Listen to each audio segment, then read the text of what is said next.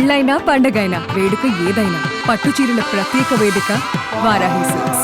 అంటే నేను పోరూరు ఇక్కడ ఉంది అక్కడ అక్కడ గుడి గుడి అంటే టెంపుల్ కదా. అవును. అక్కడ ఆంజనేయ స్వామి టెంపుల్ ఉంది. అక్కడ నా అక్క కొడుకు వచ్చారు. అక్క కొడుకు వచ్చి మామ రా మామ, అక్కడ ఆంజనేయ స్వామి కోయిల్ ఉంది, అట్లా వచ్చి మీరు దర్శనం చేసుకో అని చెప్పారు. ఏ ఇంట్రెస్ట్ లేదురా, ఏంట్రా మీకు వాకింగ్కి ట్రబుల్గా ఉంది, వాకింగ్ కూడా చేయలేదు, ఆటోలో పోతాం రా అంటే ఆటోలో మనం పోతాం. ఏంటంటే కార్లు కూడా కూర్చుంటే స్ట్రగుల్, కారు లోపల ఉంటే బయటికి రావాలంటే అంత స్ట్రెయిన్, హెవీ బాడీ ఉంటుంది. అంటే ఇప్పుడు ఆటో అంటే ఓకే, అది సరే అవి లెగ్ వేసి అలాగా కూర్చుంటాం, అలాగా బయటికి వస్తాం. అంటే ఆటోలో వచ్చి ఆటోలో వెళ్ళి అక్కడ ఆంజనేయ స్వామికి దర్శనం చేసి స్వామి వచ్చారు. వచ్చి ఎలా వచ్చారు, నేను మనం అక్క కొడుకు అంటే మామ మరి కిడ్నీ ప్రాబ్లం అయిపోయింది, ఇది అయిపోయింది అంటే ఏం ప్రాబ్లం లేదు, మీరు బాగా ఉంటారు, ఏం ప్రాబ్లం లేదు, ఈ ఆంజనేయ స్వామి చిరంజీవి భవ అంటే 3 సారి నాకు చిరంజీవి గారు గుర్తొచ్చేసారు. అంటే నాకు సటన్ టపారా వచ్చింది. ఆహా, అక్కడ మెయిన్ రియల్ హీరో ఒకరు ఉన్నారు కదా. ఓకే, మన ఆంధ్రాలో రియల్ హీరో మెగా. సరే మన దగ్గర ఒకసారి ట్రై చేస్తాం అని నేను కిడ్నీ అని నేను అది ఆలోచన చేయలేదు. డయాలిసిస్కి ప్రాబ్లం అయిపోయింది. డయాలిసిస్కి మాత్రం మంత్లీ 70,000. తర్వాత ఇంట్లో ఎకానమీ ప్రాబ్లం, దానికి కూడా అయిపోయింది.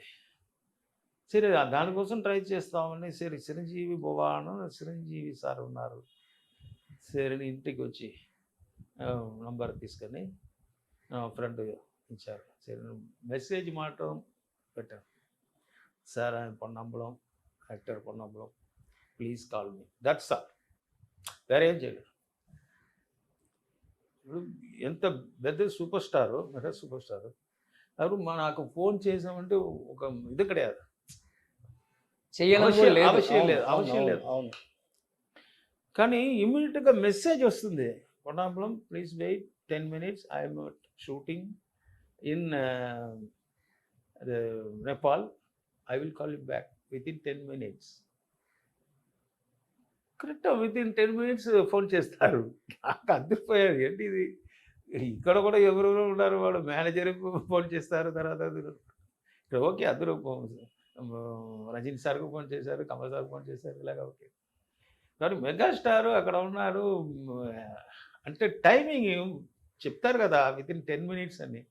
ఆ 10 minutes ముందుకే ఫోన్ చేసి ఏం పొన్నాంబలం, హాయ్ పొన్నాంబలం, హౌ ఆర్ యూ, ఎలాగా ఉన్నారు అన్న, శరీరం బాగలేదన్న, అంటే ప్రాబ్లం పెద్ద ప్రాబ్లం అయింది, కిడ్నీ ఫెయిలియర్ అయిపోయింది, ఏం చేయాలో నాకే తెలీదు, ఇది క్లైమాక్స్, నాకు చచ్చిపోవాలని ఉన్నానన్నా, మీకు మీకు మీ దగ్గర ఒకసారి మాట్లాడిన తర్వాత దేవుడు ఏం చేస్తారో అని అలాగా చెప్పకూడదు. నేను ఉన్నాను కదా అన్న, నేను ఉన్నాను అని వాళ్ళు చెప్తారు. సార్ అన్నగారు నేను ఉన్నాను, నువ్వు అలాగా చెప్పకూడదు. ఏంటి కిడ్నీ ఎంతోమంది మార్చి బాగున్నారు కదా, నువ్వు మరి డోనర్ ఉన్నారా అన్నారు. అప్పుడు నా అక్క కొడుకు ఉన్నారు కదా, వాళ్ళు చెప్పారు అక్కడ టెంపుల్లో, నా కిడ్నీ கொடுக்குறேன் அப்படின்னு. அப்போ வந்து ஃபஸ்ட்டு தெரியாது, இது டோனர் பற்றி கேட்கல, ஒன்லி హాస్పిటల్కి என்ன பண்ணாரு, ఓకే పొన్నప్పుడు డోంట్ వరీ అబౌట్ అంటే ఇమీడియట్గా తొందరగా అపోలో హాస్పిటల్లో, ఇక్కడ హైదరాబాద్ వస్తారా లేకపోతే అక్కడ వెళ్తారా, ఇలా ఇక్కడ మనం ఫ్యామిలీ అని ఇక్కడే ఉన్నారు కదా, చెన్నైలో అపోలో హాస్పిటల్. సరే అపోలో హాస్పిటల్ వచ్చి చూసాను, ట్రీట్మెంట్ స్టార్ట్ అయింది. అప్పుడు డాక్టర్ సుబ్బారావు అని వచ్చి మనం ట్రీట్మెంట్ చేశారు. ఆ డోనర్ ఎక్కడ అన్నారు. డోనరా, ఎందుకు సార్, మనం డయాలిసిస్ చేస్తాం కదా. డయాలిసిస్ చేస్తాం అంటే మీకు కిడ్నీ మార్చి అన్నీ బాగా చేయాలంటే అక్కడి నుంచి ఆర్డర్ వచ్చింది, ఎక్కడ డోనర్ ఉన్నారు. షాక్ అయిపోయింది, ఏంటి ఇది మనం డయాలిసిస్ కోసం కదా అని చెప్తారు, ఇప్పుడు కిడ్నీ మార్చిన ఎలాగ ఇది అంటూ అదిరిపోయాను. ఉన్నారా అన్నాడు. డోనర్ ఉన్నారు సార్, అదే కిడ్నీ ట్రాన్స్ప్లాంట్, కిడ్నీ ట్రాన్స్ప్లాంట్ అంటే 50 లక్షలు అవుతుంది కదా, ఏంటి ఇది అన్నాను. అంటే సార్ ఓకే అన్నాను. ఇప్పుడే షాక్ ఇప్పుడు ఒక అప్పుడు అதாவது ఎవరు అంత డబ్బు ఇచ్చి ఎవరు అంటే రియల్ హీరో నేను చూసిన దేవుడు ఉన్నారు అని ఎవరు అడుగుతారంటే ఉన్నారు. ఎవరు కరెక్ట్గా சுவாமிகனே வணங்குறாங்களோ அவங்களுக்கு கண்டிப்பா ఆండవర్ హెల్ప్ பண்ணுவார். సూపర్. దేవుడు మీకు చిరంజీవి గారి రూపంలో వచ్చారు. చిరంజీవి రూపంలో వచ్చి నాకు లింక్ ఎలాగా వస్తుంది చూడండి. నేను ఆంజనేయ స్వామి గుడికి వెళ్ళిపోయి దర్శనం చేసినప్పుడు వాడు చిరంజీవి బావా అని 3 సార్లు చెప్తారు. అప్పుడు నాకు చిరంజీవి గారికి ఫోన్ చేయాలంటే ఒక ఐడియా వస్తుంది. వాళ్ళకి అక్కడ ఫోన్ చేసిన తర్వాత నాకు ఇమ్మీడియట్గా ట్రాన్స్ప్లాంట్ చేసుకోమన్నారు. అది ఏంటిది లేటా అంటే అన్ని నా ఇంట్లో కూడా చెప్పలేదు. ఏంటంటే దాని ముందుకు 2 సార్లు ఫెయిలియర్ అయిపోయింది. ఓకే. అంటే చెప్పలేదు. అంటే ఈడు నా అక్క కొడుకు దగ్గర కూడా చెప్పంటే ఎవరి దగ్గర చెప్పు చిరంజీవి గారు చేస్తారని ఎవరికి తెలియకూడదు, కరెక్ట్గా ఫినిష్ చేసి తర్వాత చెప్తాం అంటే ఫుల్ అక్కడ చాలా తక్కువ మందికి తెలుసు, మీడియాకి కూడా ఎవరికి తెలియదు. ఐ థింక్ తెలుగు నుంచి కూడా వచ్చిన ఫస్ట్ మీడియా కూడా మేమే ఇక్కడికి. నేను విన్నది ఏంటంటే ఇంకొకటి, చిరంజీవి గారు ఫోన్ చేసిన తర్వాత ఇమ్మీడియట్గా వాళ్ళ కోడలు ఉపాసన గారు కాల్ చేసి ఇలా మా మావయ్య కాల్ చేశారు అని చెప్పి ఆమంతటా రెస్పాన్సిబుల్. అదే నేను ఇంటికి ఇప్పుడు వరకు ఇది దేవుడు వాళ్ళ రూపుడు వెళ్ళి నాకు ఫోన్ చేశారా ఉపాసన మేడం ఫోన్ చేసి పొన్నంబలం నాకు ఫోన్ చేశారు. ఎస్ మేడం నేను రామ్ చరణ్ వైఫ్ మిస్సెస్ మాట్లాడుతూ చెప్పండి ఎందుకంటే అప్పుడు ఘరానా మూడు ఫైట్ చేసినప్పుడు రామ్ చరణ్ చిన్న పిల్లడు అప్పుడు. ఓకే. నేను చూసాను అప్పుడు అబ్బే ఇది అవ్వదు ఫుల్ మైండ్ అంటే తొందరగా రండి అందరూ వెయిట్ చేస్తున్నారు గ్రీమ్స్ రోడ్ అపోలో రండి అని. సరే మా ఏమిటా ఫైల్స్ అన్నీ తీసుకురండి మామగారు చెప్పారు.